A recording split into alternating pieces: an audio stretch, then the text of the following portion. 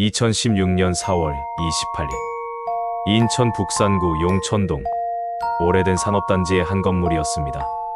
철거 작업이 한창이었죠. 제렛이 화장실을 부수던 중이었습니다. 굴착기가 옆쪽 콘크리트 구조물을 찍어냈을 때였죠. 뭔가 바닥에 떨어졌습니다. 작업자는 그것을 내려다봤죠. 사람의 두개골이었습니다. 경찰이 출동했습니다. 콘크리트 속 백골 상태의 시신 한 구가 모습을 드러냈죠. 얼굴 위에는 베개가 덮여 있었습니다. 오른쪽 첫 번째 어금니가 빠진 상태였죠. 20대 여성으로 추정되었습니다. 진원을 알 수 있는 것은 아무것도 없었죠. 그것이 궁금한 Y. 구독과 좋아요는 진실을 찾는 힘이 됩니다. 용천산단은 어떤 곳일까요? 인천 북산구 용천동 원적산 자락에 자리한 곳입니다. 90년대 이전에는 한센인들의 마을이었죠. 세상의 편견과 오해를 피해 모여 살던 곳이었습니다. 당시 이곳 사람들은 스스로를 지켜야 했죠. 마을 어귀에는 표지판이 세워져 있었습니다. 외부인의 출입을 경계하는 문구가 적혀 있었죠. 하지만 80년대 후반 한센인들은 하나둘 떠나기 시작했습니다. 치료제가 개발되고 사회의 인식이 조금씩 바뀌었죠. 그들이 떠난 자리는 오래 비어 있지 않았습니다. 90년대 초반부터 공장들이 들어서기 시작했습니다. 영세한 제조업체들이었죠. 도심에서 밀려난 작은 공장들이 이곳을 찾았습니다. 땅값이 싸고 단속이 느슨했기 때문이었죠. 건물들은 질서 없이 들어섰습니다. 좁은 골목길 양옆으로 빼곡하게 들어찬 공장들이었죠. 2층짜리, 3층짜리 낡은 건물들이었습니다. 창문은 작고 계단은 가팔랐죠. 제렛이 화장실이 딸린 건물도 많았습니다. 공장들이 늘어나면서 사람들도 모여들었습니다. 하지만 그들 대부분은 이름 없는 존재들이었죠. 외국인 노동자들이었습니다. 중국, 몽골, 베트남, 필리핀에서 왔죠. 합법적인 체류 자격을 가진 이들도 있었습니다. 하지만 더 많은 이들은 미등록 상태였죠. 주민등록도 신분증도 없이 일했습니다. 하루 10시간 이상 일하고 최저임금도 받지 못했죠. 2000년대 중반 용천산단의 풍경입니다. 낮에는 기계 소음이 끊이지 않았죠. 철판을 자르고 망치질하고 용접하는 소리였습니다. 밤이 되면 좁은 골목에 불빛이 켜졌죠. 기숙사 3층 창문에서 새어나오는 불빛이었습니다. 그곳에는 20대 젊은 노동자들이 살고 있었죠. 좁은 방 하나에 4~5명이 함께 지냈습니다. 2층 침대가 놓여 있었죠. 공용 화장실은 복도 끝에 있었습니다. 재래식이었죠. 샤워 시설은 제대로 갖춰지지 않았습니다. 한여름에도 선풍기 한 대가 전부였죠. 그래도 그들은 견뎠습니다. 고향으로 돈을 보내야 했기 때문이었죠. 공단 주변에는 작은 식당 몇 곳이 있었습니다. 1,000원, 2,000원짜리 싸구려 밥을 파는 곳이었죠. 다방도 있었습니다. 노동자들이 점심시간에 커피를 마시러 오는 곳이었죠. 그곳에서 일하던 여성들도 있었습니다. 다방, 레지라고 불렸죠. 여기서 질문이 생깁니다. 시신은 언제 묻힌 것일까요? 콘크리트 중성화 검사가 진행됐습니다. 시멘트는 본래 강한 알칼리성 물질입니다. 하지만 시간이 지나면 공기 중 이산화탄소와 반응하죠. 중성으로 바뀌는 것입니다. 이것을 중성화라고 부릅니다. 전문기관에서 실험을 진행했습니다. 재래식 화장실의 콘크리트에는 변화가 없었죠. 오래전에 지어진 것이었습니다. 하지만 시신이 발견된 콘크리트는 달랐습니다. 치약을 떨어뜨리자 보라색으로 변했죠. 중성화가 아직 일어나지 않았다는 뜻이었습니다. 전문가들은 이렇게 추정했습니다. 10년이 채 지나지 않았다고요. 현장에서 발견된 유류품들이 있었습니다. 농심 보글보글 컵라면, 스프 봉지였죠. 경찰은 제조사에 문의했습니다. 해당 디자인의 스프 봉지는 2001년 5월부터 생산됐습니다. 2006년 9월 27일에 생산이 중단됐죠. 유통기한을 고려하면 2007년 3월까지 시중에 있었을 겁니다. 하나로 담배값도 함께 나왔습니다.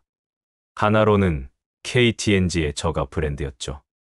2008년 이전 제품이었습니다. 담배 가격 인상 이후 디자인이 바뀌었기 때문이었죠. 시멘트 포대자루 조각도 발견됐습니다. 표면에 인쇄된 글자가 희미하게 남아 있었죠. 제조 연도를 추정할 수 있었습니다. 2000년대 중반 제품이었죠. 전문가들은 안매장 방식을 분석했습니다. 지신을 눕힌 뒤 콘크리트를 부은 것이 아니었습니다.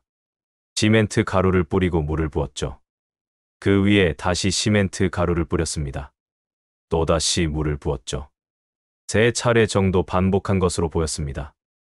왜 이런 방식을 썼을까요? 시간이 촉박했기 때문일 겁니다. 시멘트를 제대로 개어서 바르려면 시간이 오래 걸리죠. 급하게 작업한 흔적이었습니다. 라면, 스프 봉지와 담배갑이 섞여 들어간 것도 실수였을 겁니다. 의도적으로 증거를 남길 범인은 없으니까요. 시간대도 추정할 수 있었습니다. 밤에서 새벽 사이였을 것으로 보였습니다. 공단의 다른 공장들이 문을 닫는 시간이었죠. 사람들의 눈을 피할 수 있는 시간대였습니다. 콘크리트가 마르는 데는 시간이 필요했죠. 최소 몇 시간은 걸렸을 겁니다. 새벽에 작업을 시작했다면 해가 뜨기 전에 끝낼 수 있었을 것입니다. 모든 증거를 종합한 결과가 나왔습니다. 안매장 시기는 2006년에서 2008년 사이였죠. 그렇다면 범인은 누구일까요? 전문가들의 의견은 명확했습니다. 외부인이 이곳에 시신을 묻기는 어렵다는 것이었죠. 건물 계단 바로 옆이었습니다. 눈에 잘 띄는 장소였죠. 계단을 오르내리는 사람이라면 누구나 볼 수 있는 곳이었습니다. 뒤쪽에는 야산이 있었죠. 사람의 발길이 닿지 않는 곳이었습니다. 훨씬 은밀한 장소였죠. 그런데도 건물 안에 묻었습니다. 프로파일러는 이렇게 분석했습니다. 범인은 이 공간에 대한 통제권을 가진 사람일 거라고요. 아무 때나 출입할 수 있는 사람이었을 겁니다. 계단 옆 공간을 사용할 권한이 있던 사람이었죠. 그리고 그 공간이 한동안 건드려지지 않을 거라는 확신이 있었을 겁니다. 이것이 의미하는 바는 하나였죠. 범인은 이 건물과 관련된 사람일 가능성이 높았습니다. 건물 소유주이거나 그에 준하는 위치에 있던 사람이었을 것입니다. 경찰은 건물 소유주를 추적했습니다. 건물이 신축된 것은 90년대 후반이었죠. 이후 여러 차례 소유권이 바뀌었습니다. 총 3번의 매매가 있었죠. 해당 시기 2006년에서 2008년 사이에는 2명의 소유주가 있었습니다. 한 씨와 박 씨였죠. 한 씨는 건물의 대표 소유주였습니다. 박 씨는 공동 명의자였죠. 두 사람은 친분이 있는 사이였습니다. 함께 사업을 하던 관계였죠. 2층은 식칼 제조 공장으로 쓰였습니다. 한 씨가 운영하는 공장이었죠. 스테인리스 식칼을 만드는 작은 공장이었습니다. 기계 서너 대가 전부였죠. 3층은 기숙사였습니다. 공장 노동자들이 머물렀던 곳이었죠. 한 번에 10명에서 15명 정도가 생활했습니다. 2층과 3층을 연결하는 계단이 있었습니다. 좁고 가파른 계단이었죠. 18개의 계단이었습니다. 그 아래 계단 옆 공간에 재래식 화장실이 있었죠. 문제의 콘크리트 구조물은 바로 그 옆이었습니다. 경찰은 한 씨와 박 씨를 소환했습니다. 두 사람은 경찰서에 출석했죠. 조사는 몇 시간 동안 이어졌습니다. 하지만 두 사람 모두 부인했죠. 콘크리트 구조물에 대해 전혀 모른다고 했습니다. 지신에 대해서도 아는 바가 없다고 했죠. 한 씨는 이렇게 진술했습니다. 건물을 매각하기 전에 청소업체에 청소를 맡겼다고요. 그때 확인 차원에서 사진을 몇 장 받았다고 했죠. 콘크리트 구조물 사진도 그때 받은 것이라고 했습니다. 본인은 그것이 무엇인지 몰랐다고 했죠. 박 씨도 비슷한 진술을 했습니다. 본인은 공동명의자일 뿐 실제 건물 관리는 한 씨가 했다고요. 자주 방문하지도 않았다고 했습니다. 콘크리트 구조물은 본 적도 없다고 했죠. 경찰은 더 이상 진전을 보지 못했습니다. 물증이 부족했죠. 두 사람을 구속할 만한 증거가 없었습니다. 하지만 의문은 남아 있었죠. 그것이 궁금한 Y 제작진이 움직이기 시작했습니다. 2017년 초였죠. 사건 발생 후 1년이 지난 시점이었습니다. 제작진은 수개월 동안 취재를 진행했죠. 건물 주변 사람들을 만나고 기록을 뒤졌습니다. 그리고 의미심장한 사진 한 장을 발견했습니다. 시신이 발견되기 전 문제의 장소를 찍은 것이었죠. 콘크리트 구조물이 선명하게 보였습니다. 사진의 주인은 한 씨였죠. 사진 파일의 메타데이터를 확인했습니다. 촬영 날짜가 기록되어 있었죠. 제작진이 한 씨를 찾아갔습니다. 2017년 4월이었죠. 한 씨는 그때 다른 곳에서 공장을 운영하고 있었습니다. 작은 금속 가공 공장이었죠. 처음에는 웃는 얼굴로 맞이했습니다. 카메라 앞에 편안하게 앉았죠. 제작진의 질문에 차분하게 답했습니다. 콘크리트 구조물에 대해서는 모른다고 했죠. 그저 청소업체에서 받은 사진일 뿐이라고 했습니다. 하지만 제작진은 준비해온 것이 있었습니다. 청소업체를 직접 찾아갔던 것이었죠. 청소업체 사장을 만나 장부를 확인했습니다. 해당 건물의 청소 기록이 남아 있었죠. 청소 날짜가 명확하게 기록되어 있었습니다. 그리고 한 씨의 사진 촬영일과 대조했습니다. 사진은 청소 3주 전에 찍힌 것이었죠. 한 씨의 설명과 맞지 않았습니다. 제작진이 다시 한 씨를 찾았습니다. 며칠 후였죠. 이번에는 분위기가 달랐습니다. 한 씨의 부인이 먼저 나섰죠. 목소리가 높아졌습니다. 우리도 모르는 일이라고 했습니다. 이미 경찰 조사가 끝났다고 했죠. 왜 자꾸 찾아오느냐고 물었습니다. 가슴 아픈 일이라고 표현했죠. 그 표현이 묘했습니다. 자신들이 억울한 상황에서 나올 법한 말은 아니었죠. 프로파일러는 이 장면을 주목했습니다. 부적절한 반응이라고 분석했죠. 민감한 질문이 나오면 부인이 끼어들었습니다. 한 씨는 그저 웃고만 있었죠. 지종일관 여유로운 모습이었습니다. 제작진이 사진 날짜 문제를 제기했습니다. 청소업체 장부를 확인했다고 말했죠. 날짜가 맞지 않는다고 했습니다. 한 씨는 침묵했죠. 긴 한숨만 내쉬었습니다. 더 이상 말을 하지 않았죠. 부인도 입을 다물었습니다. 문은 끝내 열리지 않았죠. 제작진은 한 씨의 현재 공장을 다시 방문했습니다. 며칠이 지난 후였죠. 공장 주변에 이상한 것들이 놓여 있었습니다. 문 위에 엄나무 가지가 걸려 있었죠. 공장 안쪽 벽에도 엄나무가 있었습니다. 엄나무는 무속신앙에서 중요한 의미를 가집니다. 귀신을 쫓는다고 믿어지는 나무죠. 저승사자가 오지 못하게 막는다고 합니다. 그 나무를 공장 곳곳에 둔 것입니다. 제작진은 공단 주변 사람들을 취재했습니다. 한 씨가 무당을 불러 굿을 했다는 이야기를 들었죠. 한두 번이 아니었습니다. 5차례나 굿을 지냈다고 했습니다. 목격자를 찾았습니다. 당시 공단에서 일하던 사람이었죠. 그는 굿 장면을 직접 봤다고 했습니다. 돼지를 잡고 삼지창을 꽂는 큰 굿이었다고 했죠.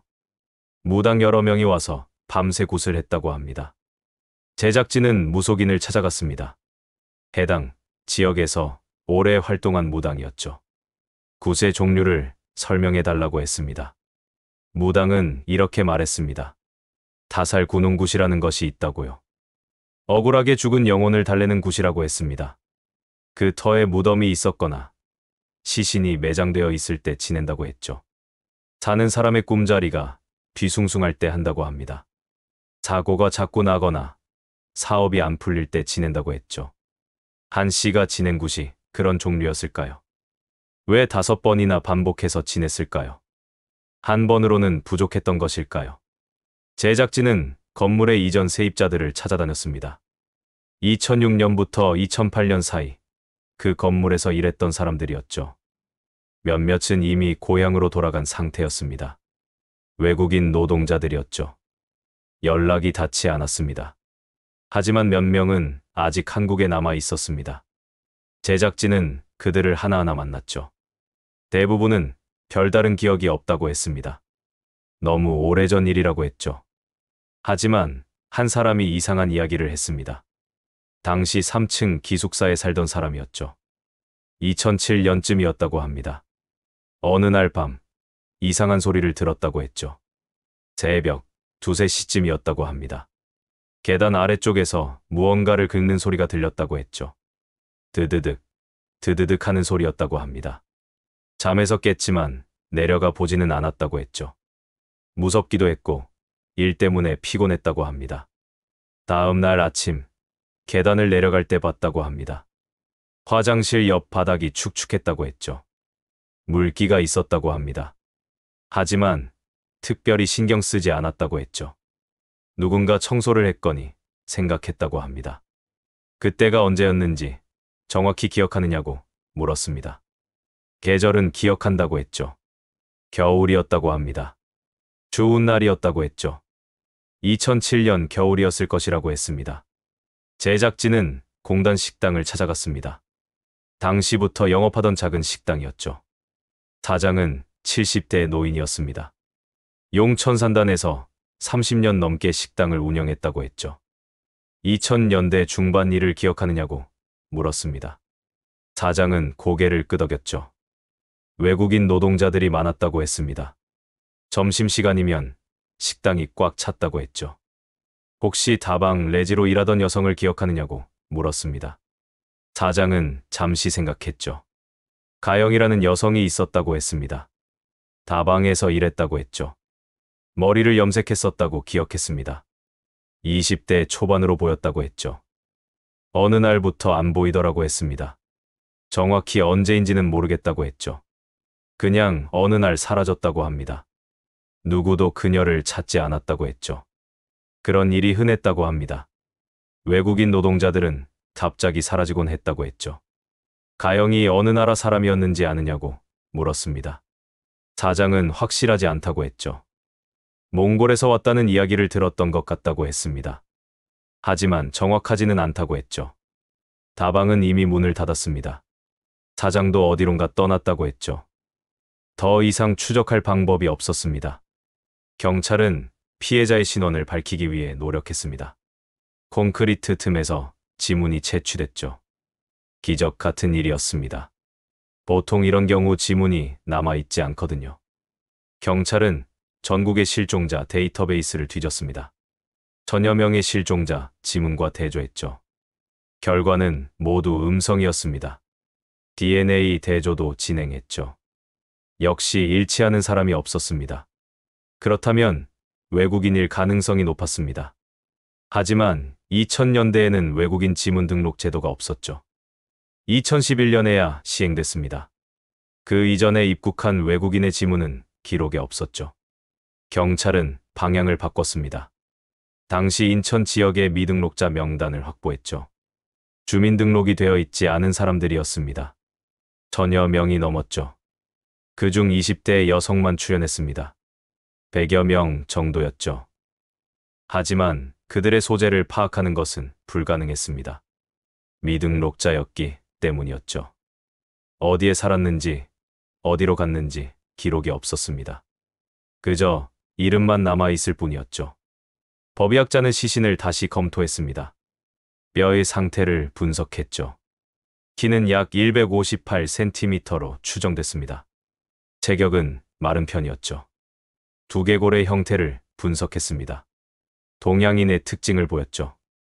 더 구체적으로는 몽골계 특징이 있었습니다. 광대뼈가 발달했고 얼굴이 널쩍했죠. 이것은 식당 사장의 증언과 일치했습니다. 가영이 몽골에서 왔을 거라는 이야기였죠. 하지만 확신할 수는 없었습니다. 중국, 동북 지역 사람일 수도 있었죠.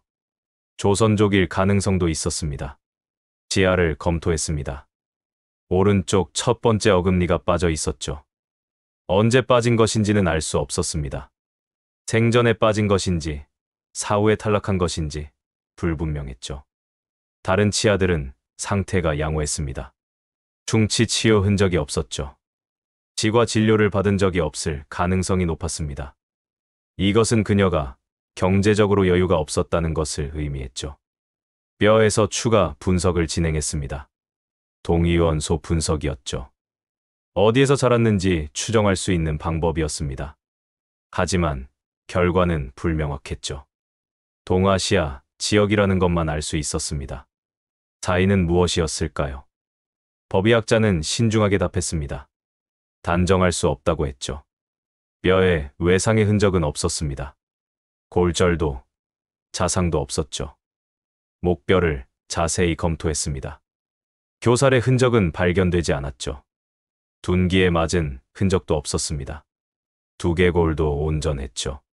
그렇다면 질식 쌓일 가능성이 있었습니다. 얼굴 위에 덮여 있던 베개가 단서였죠. 질식으로 사망했다면 뼈에는 흔적이 남지 않습니다. 하지만 이것도 추정일 뿐이었죠. 프로파일러는 다른 가능성을 제시했습니다. 사고사일 수도 있다고요. 예를 들어 약물 과다 복용이나 급성 질환일 수도 있다고 했죠. 그 경우에도 뼈에는 흔적이 남지 않습니다. 하지만 사고사였다면 왜 신고하지 않았을까요? 왜 콘크리트에 묻었을까요? 이것이 핵심 의문이었습니다. 프로파일러는 몇 가지 시나리오를 제시했습니다. 첫 번째, 의도된 살인이었을 가능성입니다. 누군가 그녀를 죽이려 했을 수 있죠. 하지만 살해 도구가 발견되지 않았습니다. 계획적 범행의 흔적도 보이지 않았죠. 두 번째, 우발적 살인이었을 가능성입니다. 다툼 중에 사고가 났을 수 있죠. 밀쳐서 넘어졌거나 목을 조르다가 실수로 죽였을 수 있습니다. 그리고 당황해서 시신을 숨겼을 수 있죠. 세 번째, 방임에 의한 죽음일 가능성입니다. 그녀가 질병이나 약물로 쓰러졌을 때 방치했을 수 있죠. 도와주지 않고 그냥 뒀을 수 있습니다. 사망 후 발각이 두려워 시신을 숨겼을 수 있죠. 어떤 경우든 공통점이 있었습니다.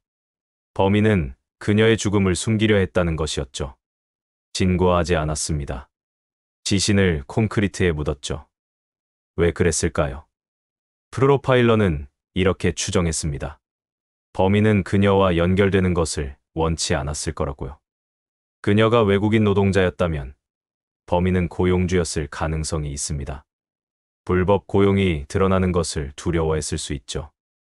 혹은 그녀와 개인적 관계가 있었을 수도 있습니다. 그 관계가 드러나는 것을 원치 않았을 수 있죠. 어떤 경우든 범인은 숨길 것이 있었습니다. 제작진은 건물의 구조를 다시 살펴봤습니다. 계단 아래 공간은 좁았죠. 성인 한 명이 웅크려 들어갈 정도였습니다. 거기에 시신을 넣고 콘크리트를 부었죠. 작업하는 모습을 상상해봤습니다. 한 사람이 할 수 있는 일이었을까요? 가능은 했을 겁니다. 하지만 쉽지는 않았을 것입니다. 시신을 옮기고 시멘트를 나르고 물을 부었죠. 몇 시간은 걸렸을 겁니다. 두 사람 이상이었을 가능성도 있습니다. 한 사람은 시신을 지키고 다른 사람은 자재를 날랐을 수 있죠. 하지만 확실한 것은 없었습니다. 피해자의 신원은 끝내 밝혀지지 않았습니다. 그녀는 지금 어디 있을까요? 해운군 외곽의 공설 묘지입니다. 강화 해협이 보이는 언덕이었죠. 봉분도 없는 무연고자 묘지였습니다. 작은 표지석만 하나 서 있었죠. 무명 63이라고 새겨져 있었습니다. 발견 순서에 따라 붙여진 번호였죠. 그 묘지는 과거 한센인들이 집단 이주했던 곳이었습니다. 세상의 편견을 피해 모여 살던 사람들이었죠. 그들이 떠난 후 그 자리는 무연고자 묘지가 됐습니다. 이름 없이 죽은 사람들이 묻히는 곳이었죠. 제작진이 그곳을 찾았습니다. 2017년 5월이었죠. 봄볕이 따스한 날이었습니다. 표지석 앞에 꽃 한 송이를 놓았죠. 발견 시점으로부터 10년이 지나면 화장된다고 합니다. 2026년 4월이면 10년이 됩니다. 그때까지 신원이 밝혀지지 않으면 그녀는 사라지게 됩니다. 영원히요. 경찰은 지금도 수사를 이어가고 있습니다. 미제 사건 전담팀으로 넘어갔죠. 하지만 진전은 없었습니다. 콘크리트에 남은 지문이 유일한 단서였죠. 수사관은 이렇게 말했습니다. 진원만 밝혀지면 모든 게 풀릴 거라고요. 그녀가 누구인지 알면 그녀와 관련된 사람들을 찾을 수 있습니다. 그러면 진실에 가까워질 수 있죠. 하지만 신원은 여전히 미궁입니다. 가출 소녀일 가능성도 있었습니다. 가정에서 도망쳐 나온 10대 후반, 20대 초반의 소녀였을 수 있죠. 이름을 바꾸고 주민등록 없이 살았을 수 있습니다. 외국인 노동자일 가능성도 있었습니다. 몽골, 중국, 동남아에서 왔을 수 있죠. 불법 체류 상태였을 수 있습니다. 신분증도, 기록도 없이 일했을 수 있죠. 어쩌면 당시 인천 지역 미등록자 천여 명 중 한 명일 수도 있었습니다. 태어났지만 호적에 올라가지 못한 사람들이었죠. 사회의 사각지대에 있던 존재들이었습니다. 그녀는 누구였을까요? 어디서 왔고 어떻게 살았을까요? 누가 그녀를 기억하고 있을까요? 가족은 있었을까요? 그녀를 찾는 사람은 없었습니다. 실종 신고도 없었죠. 아무도 그녀의 부재를 알아차리지 못했습니다. 혹은 알아차렸지만 신고하지 않았을 수도 있죠. 2006년에서 2008년 사이 용천산단은 어떤 곳이었을까요? 사회의 가장 낮은 곳이었습니다. 법의 보호를 받지 못하는 사람들이 모인 곳이었죠. 외국인 노동자들은 최저임금도 받지 못했습니다. 산재가 나도 보상받지 못했죠. 폭행을 당해도 신고할 수 없었습니다. 추방될까봐 두려워했죠. 가출 소녀들도 마찬가지였습니다. 신분을 숨기고 일했죠. 착취당해도 도움을 요청할 수 없었습니다. 집으로 돌려보내질까봐 두려워했죠. 그런 곳에서 누군가 사라져도 아무도 몰랐습니다. 어제까지 있던 사람이 오늘 없어도 이상하지 않았죠. 누구도 묻지 않았습니다. 그런 일이 흔했으니까요. 한 씨는 여전히 침묵하고 있습니다. 굿을 지내고 엄나무를 놓았던 그 이유를요. 사진 속 콘크리트 구조물에 대해서도 말이죠. 제작진이 마지막으로 한 번 더 찾아갔습니다. 방송 직전이었죠. 문은 굳게 닫혀 있었습니다. 인터폰을 눌러도 대답이 없었죠. 카메라는 공장 외벽을 비췄습니다. 여전히 엄나무가 걸려 있었죠. 문 위에 창문 옆에 엄나무가 있었습니다. 우연일 수도 있습니다. 한 씨는 무속 신앙을 믿는 사람일 뿐일 수도 있죠. 사진은 정말 청소업체에서 받은 것일 수도 있습니다. 굿은 사업이 안 풀려서 지낸 것일 수도 있죠. 하지만 너무 많은 우연이 겹쳐 있었습니다. 시신이 발견된 건물의 소유주였던 것, 암매장 추정 시기에 그 건물을 소유하고 있었던 것, 콘크리트 구조물을 찍은 사진을 가지고 있었던 것, 사진 날짜에 대한 설명이 맞지 않았던 것, 대형 굿을 여러 차례 지냈던 것, 엄나무를 곳곳에 둔 것. 경찰은 한 씨를 용의자로 보고 있습니다. 하지만 결정적 증거가 없었죠. 더 이상 수사를 진행할 방법이 없었습니다. 방송이 나간 후 변화가 있었을까요? 제보 전화가 몇 통 왔습니다. 하지만 결정적인 내용은 없었죠. 대부분 추측이나 소문이었습니다. 한 씨는 여전히 공장을 운영하고 있습니다. 일상을 이어가고 있죠. 그는 범인일까요? 아니면 억울하게 의심받는 것일까요? 만약 정말 사고사였다면 어땠을까요? 그가 자수한다면 어떻게 될까요? 프로파일러는 이렇게 말했습니다. 의도된 살인이 아니라면 형량이 가벼울 수 있다고요. 암매장에 대한 처벌만 받을 수도 있다고 했죠. 하지만 한 씨는 침묵을 지켰습니다. 시간이 흘렀죠. 2017년이 지나고 2018년이 지났습니다. 2019년도 지나갔죠. 그 사이 무명 63은 해운군 언덕에 홀로 누워 있었습니다. 봄이 오고 여름이 갔죠. 가을이 지나고 겨울이 왔습니다. 아무도 찾지 않았죠. 2025년 지금 9년이 지났습니다. 1년 후면 10년이 됩니다. 그녀는 화장될 것입니다. 흔적도 없이 사라지게 되죠. 누군가는 말합니다. 외국인 노동자든 가출 소녀든 죽음의 무게는 같다고요. 사회의 낮은 곳에 있던 모든 억울한 죽음들이 있습니다. 무명 63이라는 이름의 그늘 아래에요. 그들은 이름도 없이 살았습니다. 기록도 없이 일했죠. 죽어서도 번호만 받았습니다.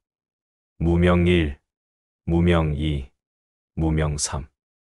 그렇게 이어지는 숫자들이었죠. 우리는 그들을 기억해야 합니다. 그들도 누군가의 딸이었고 누군가의 친구였습니다. 꿈이 있었고 사랑했던 사람이 있었을 것입니다. 계단 18개를 올라가면 3층이었습니다. 그 아래 어둠 속에 묻혀있던 시간이 있었죠. 10년이 넘도록 아무도 그녀를 찾지 않았습니다. 진실은 콘크리트보다 단단하게 침묵하고 있었죠. 하지만 우리는 여기서 멈출 수 없습니다. 그녀가 누구였는지, 무슨 일이 있었는지를요. 반드시 밝혀야 할 진실이 남아 있습니다. 혹시 그녀를 아는 사람이 있다면 연락 주시기 바랍니다. 20대 여성, 키 158cm. 마른 체격, 오른쪽 첫 번째 어금니가 없는 상태였습니다. 몽골계로 추정됩니다. 가영이라는 이름으로 불렸을 가능성이 있습니다. 2006년에서 2008년 사이 용천산단에서 일했습니다. 다방, 레지였을 수도 있죠. 그녀에 대해 아는 것이 있다면 알려주십시오. 작은 단서라도 도움이 될 수 있습니다. 그녀의 시간을 기억합니다. 그것이 궁금한 Y. 구독과 좋아요는 기억을 이어가는 힘이 됩니다.